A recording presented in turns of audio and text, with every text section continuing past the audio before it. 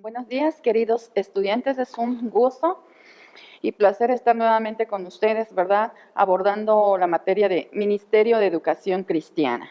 Estamos ya en nuestra quinta unidad. Hemos comenzado esa unidad, ¿verdad? Hemos abordado el primer tema de esta unidad que se llama la historia de la educación cristiana.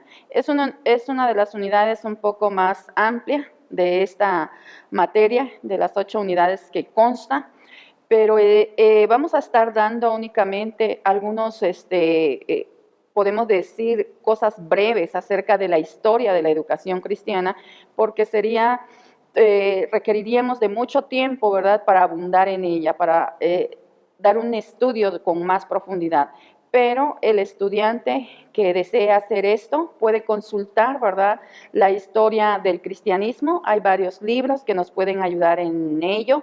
Yo les recomiendo, ¿verdad?, para si usted como estudiante quiere entonces profundizar, puede leer al doctor Justo González. Su libro se llama así, Historia del Cristianismo. Entonces, ahí podemos tener información más amplia y más detallada de algunos aspectos que nosotros estamos estudiando de la historia de la educación, porque para conocer la historia de la educación no tenemos la historia de la educación cristiana, no tenemos libros específicos que nos hablen acerca de la educación, de la historia de la educación cristiana. Tenemos que ir, ¿verdad?, y revisar entonces la Biblia, revisar otros documentos, otros libros que nos puedan dar información, y a través de estos libros, documentos, entonces nosotros podemos preparar algo para conocer la historia de la educación.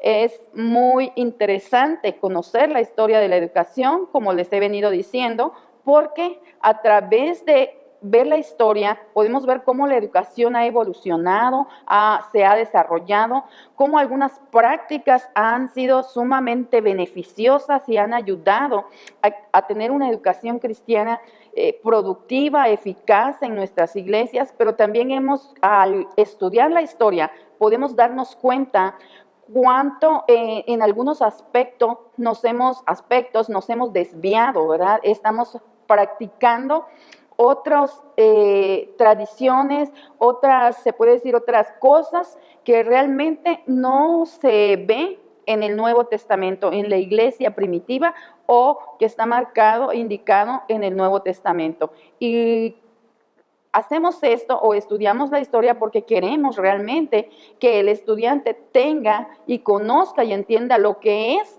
verdaderamente la educación cristiana, porque otra información podrá adquirirla fuera, estudiando otros tipos de educaciones, pero acá estamos estudiando específicamente la educación cristiana.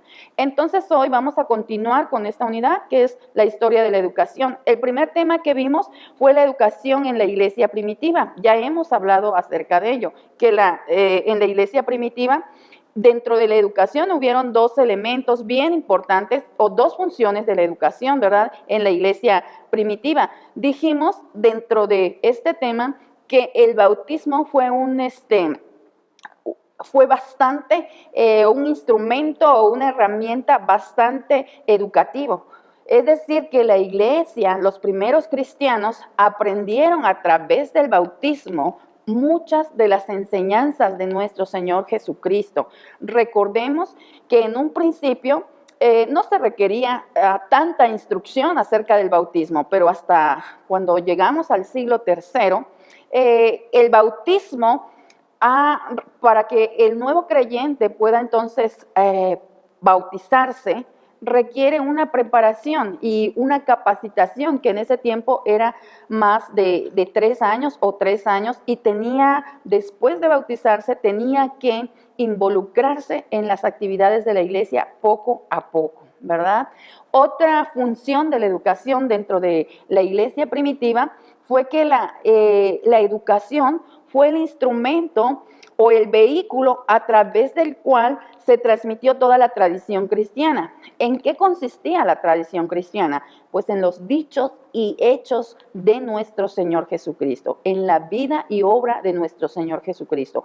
Y entonces a través de la educación se transmitió, se comunicó a las demás generaciones. Quiero decirles que esto fue a través de la tradición oral, porque no tenemos entonces en ese tiempo la imprenta, ¿verdad?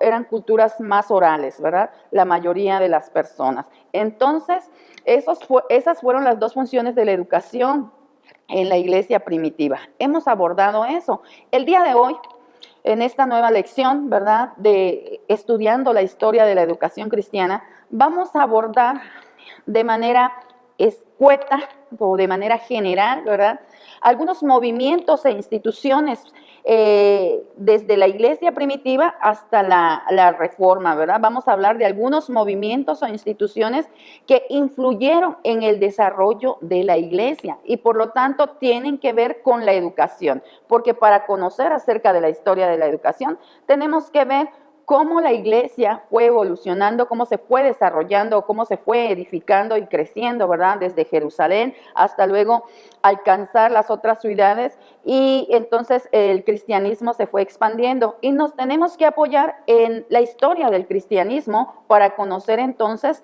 la historia de la educación cristiana. De allí que yo les decía que pueden consultar otros libros que tienen una información más amplia, profunda, ¿verdad? Y quizás con muchos más datos.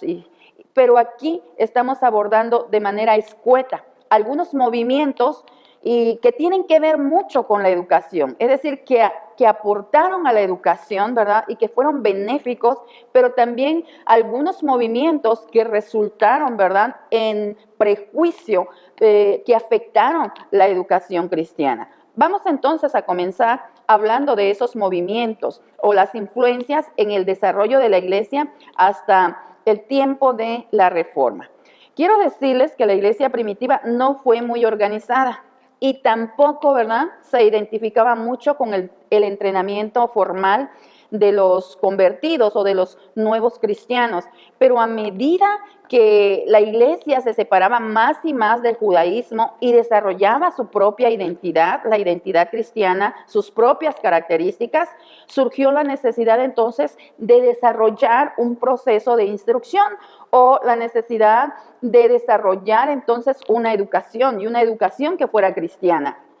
Mientras el imperio, ¿verdad?, se debilitaba, el imperio romano se debilitaba en los primeros siglos, la iglesia se iba entonces fortaleciendo, acercándose en este tiempo a la educación, ¿verdad? Y entonces la educación, cuando el gobierno se debilitaba, el imperio romano se debilitaba, la iglesia se fortalecía y a través entonces de la educación podía irse desarrollando y fortaleciéndose cada día más. Acercándose en este tiempo, ¿verdad?, de la iglesia primitiva, acercándonos un poquito más ya al segundo, tercero y cuarto siglo, entonces vemos que habían variadas formas de enseñar. Una de ellas, se puede decir en el proceso educativo, una de ellas o uno de los centros educativos, podemos llamar, o instituciones educativas, o algunos les llegan a llamar escuelas, eran las escuelas de los catecúmenos. Catecúmenos, es una palabra difícil, ¿verdad?, de pronunciar. Los catecúmenos para la preparación entonces de los recién convertidos y ahí se preparaban para el bautismo. Entonces los catecúmenos o la escuela de los catecúmenos era entonces un centro de instrucción. Pero no nada más había la escuela para los catecúmenos, también había instrucción más avanzada. Y esta instrucción, perdón, esta preparación o instrucción se llevaba a cabo a través entonces de las escuelas llamadas catequistas, para la instrucción entonces más avanzada. Y también habían escuelas que se llamaban catedrales. Más adelante estaré diciendo, ¿verdad?, cuál era el propósito de cada una de estas escuelas o instituciones que habían. Entonces tenemos escuelas de catecúmenos, escuelas entonces de catequistas, ¿verdad? Y también tenemos las escuelas catedrales, también aparecen entonces las escuelas catedrales. Y también para la preparación entonces del clero local, eran estas escuelas catedrales. También surgen los monasterios para los que necesitaban una alternativa y también tenemos que surgieron también hasta universidades para la educación superior. Entonces, en el crecimiento y desarrollo de la nueva iglesia empezaron a incluirse entre los creyentes personas muy serias e intelectuales de trasfondo grecorromano. Cuando la iglesia entonces se encontraba con este tipo de personas, a los cuales les denominaban intelectuales, ¿verdad? Se les hacía muy difícil entonces instruir a esas personas con enseñanzas sencillas. Hubo entonces varias influencias internas y externas relacionadas con el intento de la iglesia de confrontar este problema. Entonces, como el cristianismo fue avanzando o se fue desarrollando, surgen distintas influencias externas de la cultura helénica, que es la combinación de los griegos, ¿verdad? De los griegos y los romanos, a eso le denominamos la cultura helénica. Surge entonces en la iglesia cristiana distintas problemáticas a las cuales ella tiene que responder, que de alguna manera influyeron en el desarrollo de la educación. Y una de esas problemáticas es el intelectualismo. ¿Qué es el intelectualismo? Dice que en los primeros siglos de la era cristiana, el movimiento intelectual se le conoce así como la paideia griega, el intelectualismo. El mundo romano estaba afectado por la cultura griega y tenía gran perspectiva filosófica e intelectual, ¿verdad? Dice que la iglesia tuvo que preocuparse por el intelectualismo.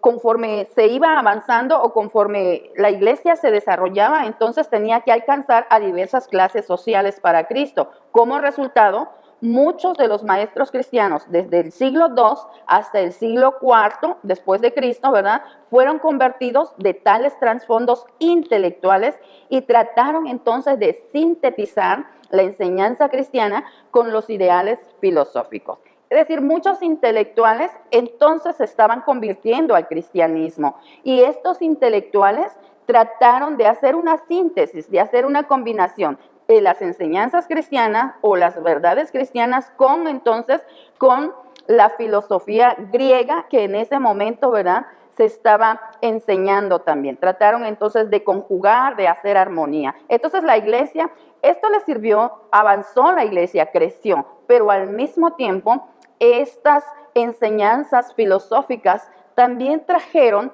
varios problemas al desarrollo de la iglesia, especialmente en cuanto a las enseñanzas o a la doctrina. Por eso es que cuando el cristianismo crece y entran los grupos intelectuales y la iglesia tiene que responder a ello, surgen muchos cismas. Muchos cismas. Cismas son las divisiones, ¿verdad? Esta palabra viene ahí de los sismos. Cuando hablamos de sismos, entonces movimientos fuertes, telúricos, que hacen que la tierra, ¿verdad?, entonces se remueva y entonces a veces se parte. Por eso, cuando los grupos intelectuales entraron a la iglesia y querían entonces conjugar, sintetizar las doctrinas filosóficas o las enseñanzas filosóficas con las enseñanzas cristianas, surgen dentro de la iglesia distintos cismas y por lo tanto también surgen, ¿verdad?, enseñanzas heréticas, a lo que llamamos entonces herejías. Dice que las controversias que surgieron, esas son las herejías, ¿verdad?, las controversias que surgieron en la iglesia concernientes a doctrina y práctica en los primeros 4 siglos influyeron tremendamente en el ministerio de la enseñanza. Controversias como el montanismo, vamos a hablarlo más adelante, como el cuartodecimianismo, como el arrianismo, como el adopcionismo y otras controversias, otra doctrina como el gnosticismo. Comentaremos un poquito de ello más adelante, ¿verdad? Son ejemplos de algunas de estas influencias que sacudieron entonces a la iglesia. Entonces, conforme el cristianismo se fue desarrollando, vinieron ciertas influencias. Ya comentamos el intelectualismo, personas con gran conocimiento, ¿verdad?, estudiosos, filósofos griegos, conocemos muchos de ellos, muchas de sus enseñanzas todavía siguen influyendo hoy en día en nuestra educación, ¿verdad? Entonces, el intelectualismo fue una influencia que hizo que la iglesia, ¿verdad?, respondiera, haciendo también su enseñanza o delineando más las enseñanzas cristianas. Estos grupos que fueron convirtiéndose al cristianismo, estos grupos de personas o los intelectuales y otros grupos más, otras personas más, hicieron entonces que la iglesia tuviera que responder y tratar de alcanzar a ellos también, ¿verdad? Con las enseñanzas cristianas, con la historia cristiana o con las enseñanzas que nuestro Señor Jesucristo entonces nos había o les había dado. Entonces dijimos que estos grupos provocaron dentro del cristianismo, de la iglesia cristiana, ciertos cismas y los cismas a la vez ciertas controversias o herejías, y que las controversias que surgieron en la iglesia concernientes a doctrina y práctica en los primeros 4 siglos influyeron tremendamente en el ministerio de la enseñanza. Y ya mencioné algunas de estas controversias como el montanismo, el arrianismo, adopcionismo, el gnosticismo, pues son ejemplos de estas influencias, ¿verdad? Al encarar las herejías, la iglesia empezó a adoptar ciertas normas doctrinales. Las creencias pasaron de la sencillez a ser más desarrolladas y organizadas. Esto ayudó a los intelectuales, al fin de cuentas, ayudaron para que las enseñanzas cristianas fueran más organizadas, ¿verdad? Y fueran entonces más delineadas. Entonces las creencias pasaron de la sencillez a ser más desarrolladas y organizadas. Surgió la necesidad de enseñar la fe dentro de la iglesia y también una necesidad de educar en una manera más general a la sociedad para dejar claro lo que era el cristianismo. El gnosticismo fue una combinación de intelectualismo y herejía. El gnosticismo normalmente enseñaba, ¿verdad?, que se puede alcanzar o llegar a Dios, alcanzar la salvación por medio del conocimiento y la fe en Jesucristo. Trató de combinar, ¿verdad?, el intelectualismo con un poco de herejía, porque podemos llegar a tener una relación con Dios solamente a través de nuestra fe en el Señor Jesucristo. No necesita ser un intelectual o tener tanto conocimiento, ¿verdad?, para poder ser cristiano o para poder ser salvo. Pero el gnosticismo entonces confesaba o proclamaba esto, ¿verdad? Dice que por tales sistemas de pensamiento la iglesia fue forzada a desarrollar sus enseñanzas propias para contrarrestar enseñanzas equivocadas. Entonces surgen dentro de la historia de la educación, surgen apologías y también surgen los apologetas. Vamos a hablar un poco acerca entonces de las apologías. Dice que con la aparición de los problemas heréticos, cuando surgen los problemas, las herejías, entonces aparecieron en el cristianismo hombres conocidos en la historia como apologistas. Esto aproximadamente en el siglo II, ¿verdad? Ellos asumieron la responsabilidad de delinear y explicar la naturaleza filosófica e intelectual del cristianismo, los apologistas, ¿verdad? A una cultura pagana que era influenciada por los elementos intelectuales de la sociedad y de la filosofía helenista.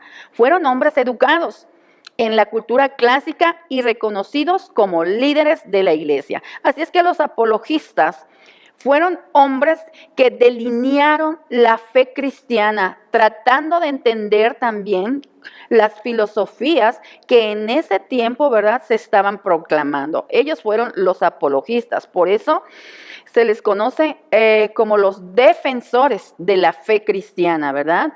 Y escribieron documentos que produjeron y defendieron la fe cristiana contra las fuerzas internas y externas que querían destruir entonces a la iglesia cristiana. Esos documentos que ellos escribieron donde delineaban las enseñanzas cristianas o la doctrina cristiana, a esos documentos se les conoce, ¿verdad?, como apologías. Los apologetas, sus escritos son las apologías. El propósito de las apologías se resume en 2 puntos. Primero, intentaron negar acusaciones lanzadas contra los cristianos. Segundo, intentaron conservar las enseñanzas tradicionales que habían venido de la iglesia neotestamentaria. Las apologías entonces fueron documentos teológicos y educacionales, ya que propagaron enseñanzas correctas. Los apologistas eran hombres educados, eran hombres cristianos que conocían las enseñanzas cristianas o las enseñanzas neotestamentarias, y entonces organizaron y defendieron la fe en contra de todas aquellas grupos, herejías que estaban entonces surgiendo dentro de la iglesia cristiana, por todas las personas que estaban siendo convertidas, que venían de contextos sumamente diferentes, ¿verdad? Principalmente estamos hablando del contexto helénico, ¿verdad? Enfocándonos en este momento al movimiento intelectualismo, ¿verdad? A los filósofos griegos. Entonces, la iglesia, al ir creciendo, tuvo que, a través de los apologistas, delinear, y no solamente, cuando hablo de delinear, tuvo que organizar, ¿verdad?, sus enseñanzas, y además no solamente de organizarlas, también tuvo que explicárselas a aquellos que estaban viniendo de contextos filosóficos como los griegos o greco-romanos. Conforme la iglesia va creciendo, entonces también la organización de la iglesia va evolucionando. Vamos a hablar este segundo tema, vamos a hablar acerca del desarrollo de la organización de la iglesia, cómo la iglesia se desarrolló. ¿Por qué estamos viendo esto?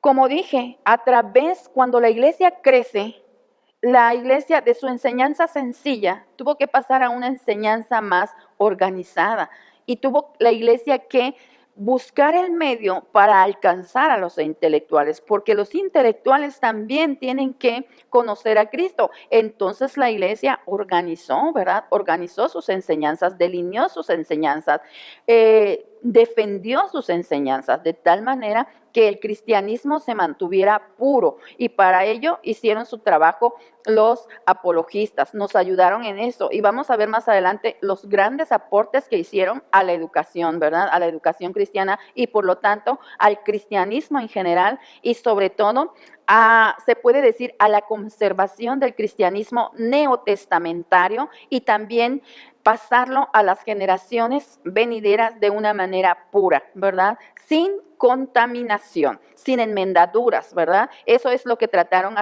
de hacer los líderes de la iglesia, conocidos algunos de ellos como apologistas. Ahorita comentaré un poco acerca de la organización de la iglesia, cómo la iglesia estaba organizada.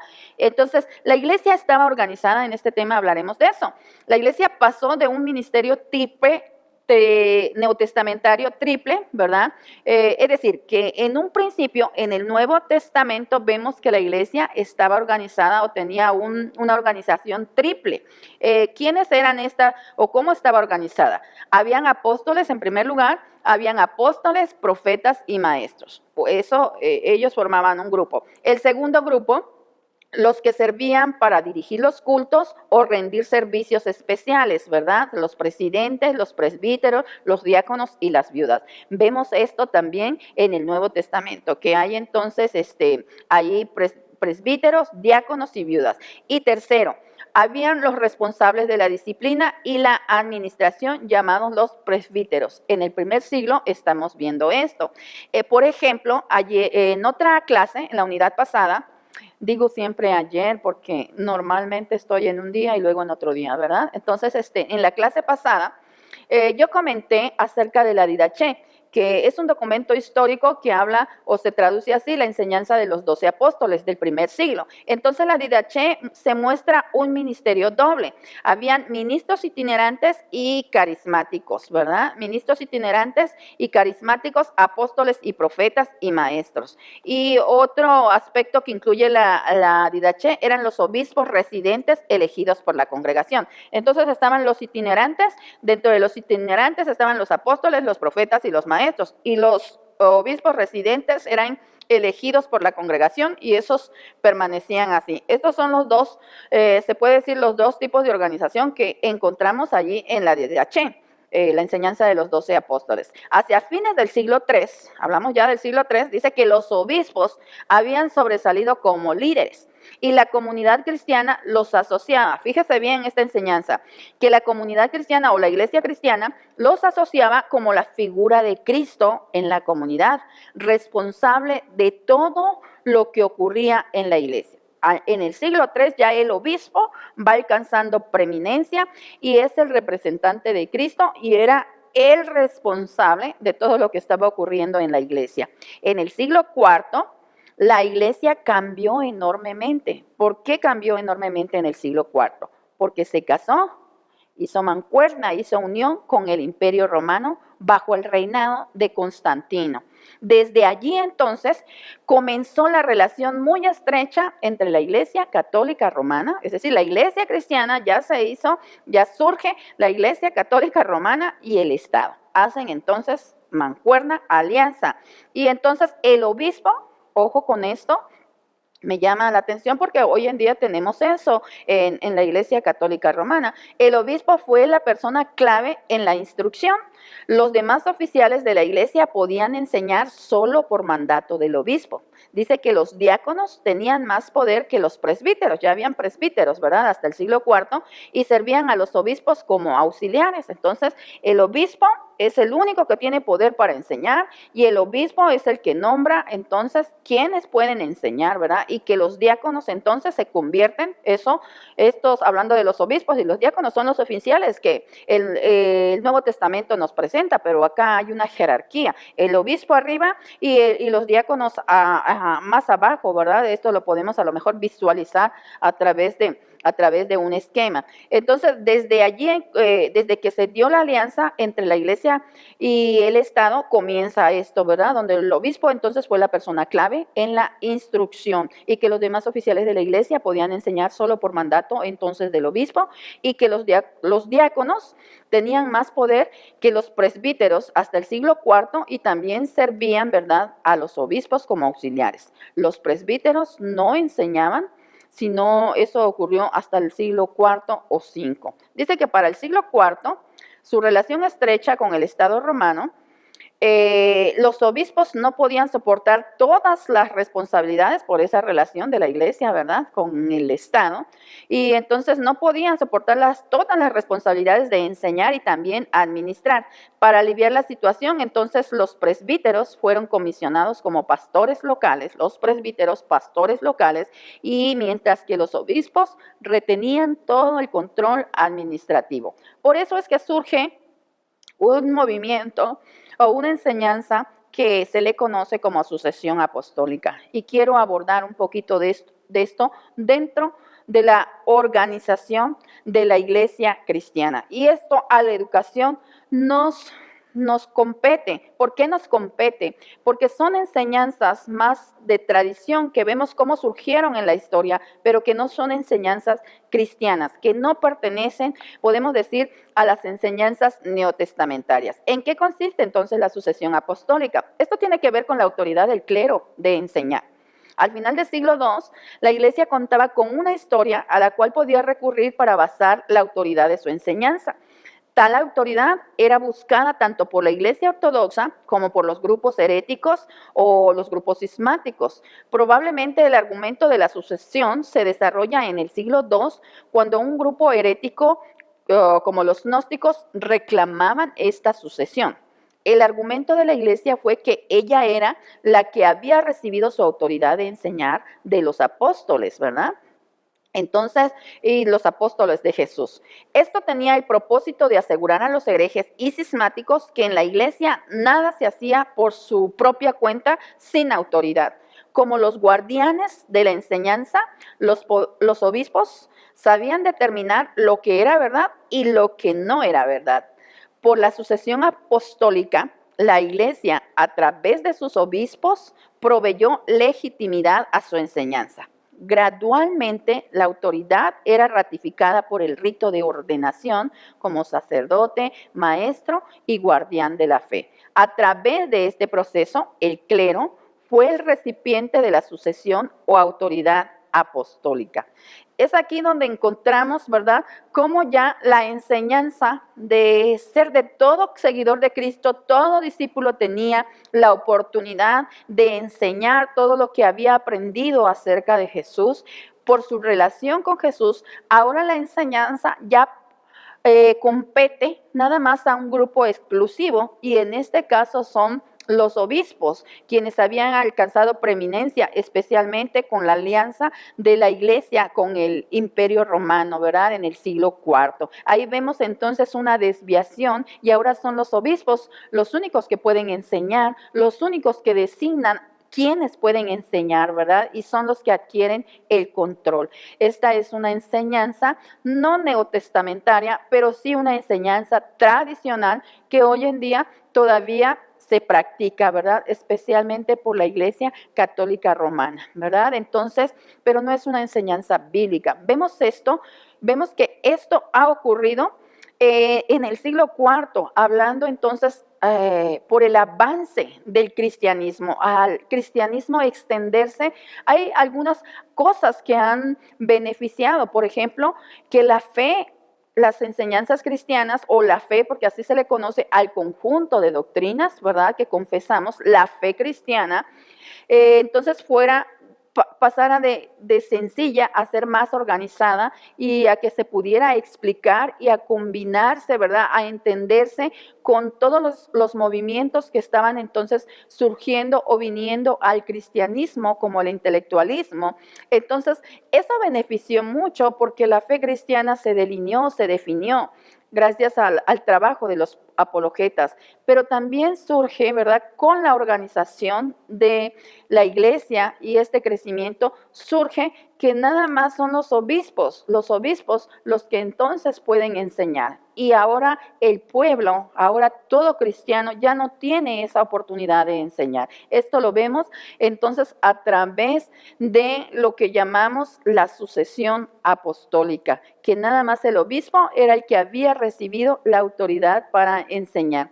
Contrario a lo que leemos en el Nuevo Testamento, especialmente en Mateo, donde el Señor Jesucristo, Él nos habla y nos dice que toda potestad le es dada en el cielo y en la tierra, y por tanto, ¿verdad?, nos da también de esa autoridad a través del poder de su Espíritu Santo, para que todo seguidor de Cristo tenga la oportunidad de comunicar a otros el Evangelio, y no solamente comunicarlo, relacionarlo, alcanzarlo para Cristo, sino a través de su vida misma, a través de sus actos, pero también a través de sus palabras, pueda enseñarle, para que cada día en la relación con Cristo, cada persona vaya avanzando, vaya creciendo y se vaya pareciendo más cada día a la imagen de nuestro Señor Jesucristo, y también esa persona pueda compartir con otros y el cristianismo siga adelante. Esto es algo que tenemos que conocer, y es algo que también tenemos que combatir. En la iglesia todos podemos enseñar. ¿Y de dónde nos viene esa autoridad?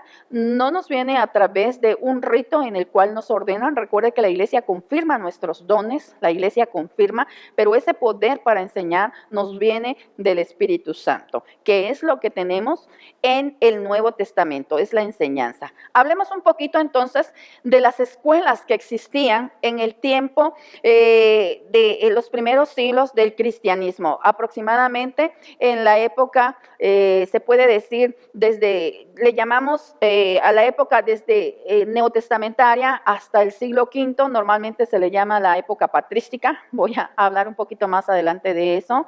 Luego viene la época medieval, ¿verdad? Entonces, en la época medieval todavía tenemos estas instituciones. En la época medieval o de la Edad Media, aproximadamente desde el siglo V, VI, ¿verdad?, hasta el siglo XIV, XV, algunos están situando allí a la época medieval, algunos historiadores, ¿verdad?, la definen o la ponen en ese lapso de tiempo. Entonces, ¿qué instituciones educacionales existían durante este tiempo y que todavía cuando llega la Reforma en el siglo entonces XIV, XV, todavía entonces están estas instituciones? Había ya comentado de ellas: escuela de catecúmenos.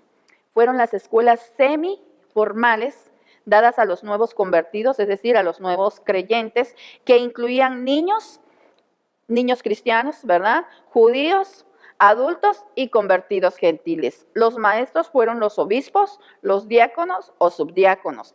Este sistema siguió hasta alcanzar su cenit en el siglo IV, pero a partir del año 450 comenzó entonces a deteriorarse. Entonces, las escuelas de catecúmenos. También tenemos las escuelas, había yo mencionado, ¿verdad?, que tenemos las escuelas catequistas. Las escuelas catequistas. ¿En qué consistían estas escuelas catequistas? Dice que se necesitó más que una educación rudimentaria como la de los catecúmenos, debido a los intelectuales. Para esto, entonces, se desarrollaron escuelas para entrenar cristianos al mismo nivel intelectual que el de sus críticos, ¿verdad?, los filósofos griegos. Estas escuelas llegaron a ser las instituciones de entrenamiento para los líderes de la iglesia. La primera y más famosa escuela catequista fue la Escuela de Alejandría, fundada aproximadamente en el año 179 después de Cristo por Panteno, y ofreció una combinación de aprendizaje y pensamiento filosófico griego con las escrituras. Entonces combinaban la filosofía y las escrituras. Su propósito fue utilizar el pensamiento griego para interpretar entonces las escrituras y entrenar liderazgo. Había otras escuelas de este tipo en Antioquía, en Cesarea, Edesa, Jerusalén, Cartagena y otros lugares. Por su función de entrenar a líderes, fueron las predecesoras de las actuales instituciones de educación teológica que existen para entrenar al clero, ¿verdad? Estas entonces son las escuelas catequistas, podríamos decir que son las escuelas predecesoras de los seminarios. Luego entonces en esta época también están las escuelas catedrales o episcopales. El territorio administrado por un solo obispo, recuerde que estamos en una época, hablando de una época donde el obispo había tomado prominencia. Entonces, el territorio administrado por un solo obispo llegó a llamarse como un obispado. Y la iglesia en esa ciudad llegó a conocerse como la catedral. Las parroquias que estuvieron alrededor, fuera y alrededor, entonces se hallaron obligadas a suplir clérigos a las parroquias y tales ministerios necesitaban entonces, o tales ministros necesitaban ser entrenados y ascendidos a las vidas clerigales. A las parroquias y a tales ministros, entonces se les llamó clérigos locales o parroquias locales. Y entonces, por su relación con la catedral, se conocían como escuelas catedrales o escuelas episcopales. Escuelas catedrales o escuelas episcopales. Después del reconocimiento del Estado hacia la Iglesia en el siglo IV, entonces las escuelas catedrales se convirtieron en las instituciones educacionales más importantes en el mundo occidental. En el siglo VI, aún los niños destinados para el ministerio recibieron entonces allí su instrucción. La escuela catedral fue la madre de las escuelas primarias. El currículo de estas escuelas consistía en las lecciones, ¿verdad?, en escritura, música, matemática y otras observancias religiosas y reglas de comportamiento. En los siglos XI y XII, las escuelas entonces catedrales surgieron como la institución educacional más importante. Las mejores de ellas influyeron en el desarrollo de las universidades en la última parte de la Edad Media. Cuando las escuelas catedrales crecían mucho, los obispos señalaron cancilleres para la dirección directa de la iglesia, los maestros y los alumnos, ¿verdad? Y buscaban una autonomía más formando gremios. Después de un tiempo, el término fue cambiado de escuela episcopal, ¿verdad?, o escuela catedral, fue cambiado a universitas y fue aplicado a las facultades y los cuerpos estudiantiles. Entonces, habían escuelas para catecúmenos, la escuela rudimentaria, escuelas para catequistas, donde se preparaba al clero, y finalmente las escuelas episcopales o las escuelas catedrales, que llegaron a ser entonces las universidades y que se parecen más hoy en día a las escuelas de carácter entonces secular. Cuando la iglesia se casa con el Estado, surge un movimiento que también tiene influencia en la educación cristiana. Y este movimiento se llama monasticismo. Hablaré un poquito de este movimiento, monasticismo. Conforme la iglesia crecía y se convirtió en un estado jerárquico dentro del estado romano, y los oficiales eclesiásticos asumieron más autoridad política, muchas personas estaban desilusionadas. Creían que la iglesia debía haberse mantenido separada del mundo como en los días de su infancia. Estas personas entonces buscaban un medio de retorno a esa separación para dedicarse a la meditación y estudio personal de las Escrituras. Estas personas se llamaban monjes. El primer monasterio se organizó entonces en Egipto en el año 330.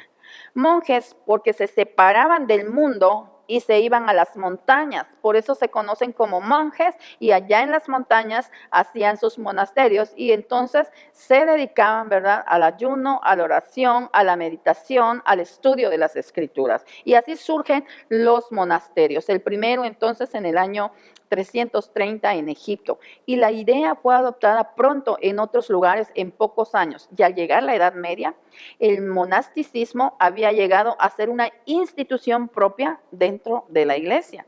Dice que la lectura y estudio como reglamentos facilitaron el camino para el establecimiento de un sistema de educación monástica. Es decir, con el tiempo, ellos dentro de la misma iglesia, entonces ellos tenían como un gremio, como un grupo, ¿verdad?, enseñando a los niños dedicados a la orden, y el otro tipo entonces aceptó también a cualquier niño que quería una educación en medio de disciplina dura, ayuno y oración. A los niños se les enseñó a leer. Los novatos copiaban los manuscritos de la iglesia primitiva y también la literatura romana antigua. De este modo, la literatura bíblica, histórica y secular fue preservada para la posteridad. Entonces, los niños que estudiaban en los monasterios ayudaron con esta labor. Dice que todos estos movimientos fueron débiles. La educación en general, con sus influencias griegas y romanas, fue más fuerte que la educación cristiana, la educación secular, ¿verdad?, o la educación griega, e influyó mucho en el aprendizaje y conocimiento. Muchas de las instituciones educativas que hemos mencionado, ¿verdad?, sufrieron mucho, pero la mayoría de los historiadores están de acuerdo en que durante este periodo la iglesia pudo mantener la educación viva, pero como el resto del mundo, la iglesia también sufría estancamiento durante la Edad Media, ¿verdad? La edad que se le conoce como la edad de la ignorancia. Habían muchas escuelas sostenidas por la iglesia, ¿verdad? Pero las masas quedaban ignorantes y analfabetas. Hubo mucho analfabetismo, ¿verdad? Entonces, nada más tenían acceso al conocimiento, a la instrucción, el clero y cierto tipo de personas, ¿verdad? Que las masas, es decir, el pueblo, quedó entonces ignorante y analfabeta. Dice que durante el cierre de la Edad Media, entonces había mucha ignorancia, especialmente de la Biblia. Y por eso surge ese movimiento religioso, ¿verdad?, que llegó a ser un movimiento pues mundial, global, que se le conoce como la Reforma. En el tiempo también, entonces, cuando se da la Edad Media, porque había ignorancia entonces de las Escrituras, ¿verdad? Y entonces surge la Reforma, ¿no?